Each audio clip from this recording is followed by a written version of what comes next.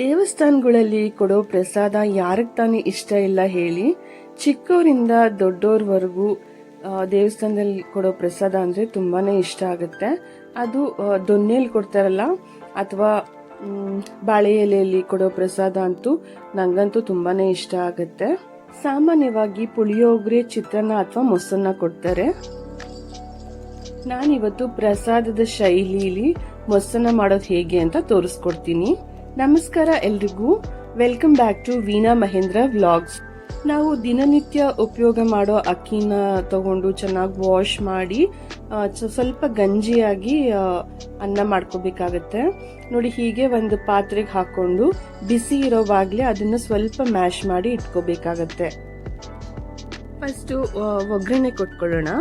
ಅದಕ್ಕೆ ನಾನು ಒಂದು ಬಾಣಲೆನ ಇಟ್ಕೊಂಡು ಸಣ್ಣ ಉರಿ ಇಟ್ಕೊಂಡಿದ್ದೀನಿ. ಒಂದು 2 ಸ್ಪೂನು ಎಣ್ಣೆ ಹಾಕೋತಾ ಇದ್ದೀನಿ.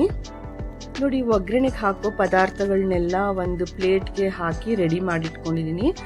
ಹೀಗೆ ಮಾಡೋದ್ರಿಂದ ಅಡುಗೆ ಬೇಗ ಮಾಡ್ಕೋಬೋದು. ನಾವು ಯಾವುದೇ ಅಡುಗೆ ಮಾಡ್ಕೊಳ್ಳೋವಾಗೂ ಸಹ ಹೀಗೆ ರೆಡಿ ಮಾಡಿಟ್ಕೊಂಡ್ರೆ ಬೇಗ ಆಗೋಗುತ್ತೆ.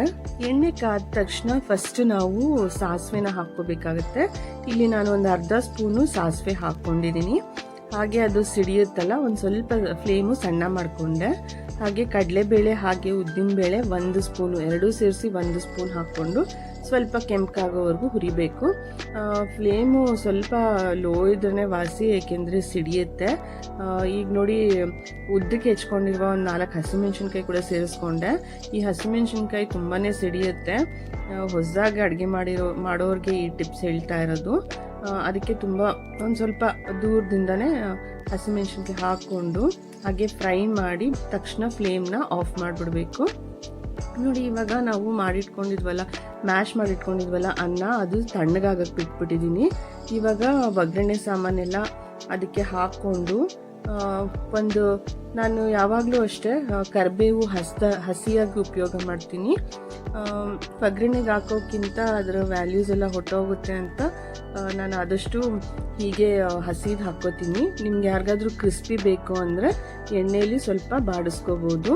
ಹಾಗೆಯೇ 1 ಹಿಡಿಯಷ್ಟು ಕೊತ್ತಂಬರಿ ಸೊಪ್ಪು, 1 ಕಪ್ಪು ಮೊಸರು ಹಾಕ್ಕೊಂಡಿದ್ದೀನಿ. ಮೊಸರು ಆದಷ್ಟು ಫ್ರೆಶ್ ಆಗಿ ತಗೊಳ್ಳಿ, ಯಾಕಂದರೆ ತುಂಬ ಹುಳಿಯಿದ್ದೂ ಚೆನ್ನಾಗಿರಲ್ಲ ಅಥವಾ ತುಂಬ ಸ್ವೀಟ್ ಇದ್ದು ಚೆನ್ನಾಗಿರಲ್ಲ. ಒಂದು ಸ್ವಲ್ಪ ಫ್ರೆಶ್ ಆಗಿದ್ರೆ ಚೆನ್ನಾಗಿರುತ್ತೆ. ಹಾಗೆ ನೋಡಿ, ಇವಾಗ ನೀಟಾಗಿ ಎಲ್ಲಾನು ಕಲಿಸ್ಕೊತಾ ಇದ್ದೀನಿ. ಒಂದು ಸ್ವಲ್ಪ ಶುಂಠಿ ತುರಿ, ಹಾಗೇನೆ ರುಚಿಗೆ ತಕ್ಕಷ್ಟು ಉಪ್ಪು ಕೂಡ ಸೇರಿಸ್ಕೊಂಡು ಚೆನ್ನಾಗಿ ಕಲಿಸ್ಕೊಂಡಿದ್ದೀನಿ. ನೋಡಿ, ಇವಾಗ ಸರ್ವ್ ಮಾಡ್ಕೊಳ್ಳೋಣ. ನಾನು ಬಾಳೆ ಎಲೆ ಹಾಕಿರೋ ಒಂದು ಪ್ಲೇಟ್ಗೆ ಮೊಸರನ್ನ ಸರ್ವ್ ಮಾಡ್ಕೊತಾ ಇದ್ದೀನಿ. ಈಗಾಗಲೇ ನಾನು ದಾಳಿಂಬೆ ಬೀಜನ ಸುಲಿದಿಟ್ಕೊಂಡಿದ್ದೀನಿ. ಅದನ್ನ ಮೊಸರನ್ನದ ಮೇಲೆ ಹಾಕಿ ಗಾರ್ನಿಷ್ ಮಾಡ್ಕೊತಾ ಇದ್ದೀನಿ. ನೋಡಿ, ನೋಡೋಕ್ಕೂ ತುಂಬ ಚೆನ್ನಾಗಿರುತ್ತೆ, ಹಾಗೇನೆ ತಿನ್ನೋದಕ್ಕೂ ಚೆನ್ನಾಗಿರುತ್ತೆ ಟೇಸ್ಟ್ ವೈಸು, ಮತ್ತು ಹೆಲ್ತಿ ಕೂಡ.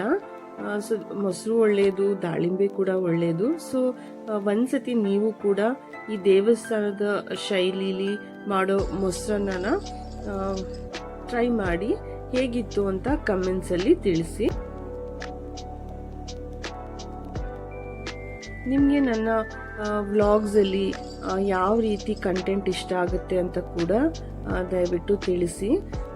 ಹೀಗೆ ನೀವು ನಿಮ್ಮ ಇಷ್ಟದ ಪ್ರಕಾರ ಕೂಡ ನಾನು ಕಂಟೆಂಟ್ ರೆಡಿ ಮಾಡಿಕೊಂಡು ಹಾಕ್ಬೋದು. Thank you so much for watching. ನನ್ನ ವಿಡಿಯೋಸ್ ನೋಡ್ತಿರೋ ಪ್ರತಿಯೊಬ್ಬರಿಗೂ ಧನ್ಯವಾದಗಳು.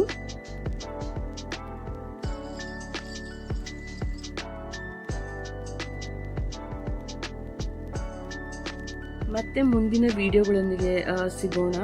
ಅಲ್ಲಿ ತನಕ ಥ್ಯಾಂಕ್ಸ್ ಫಾರ್ ವಾಚಿಂಗ್.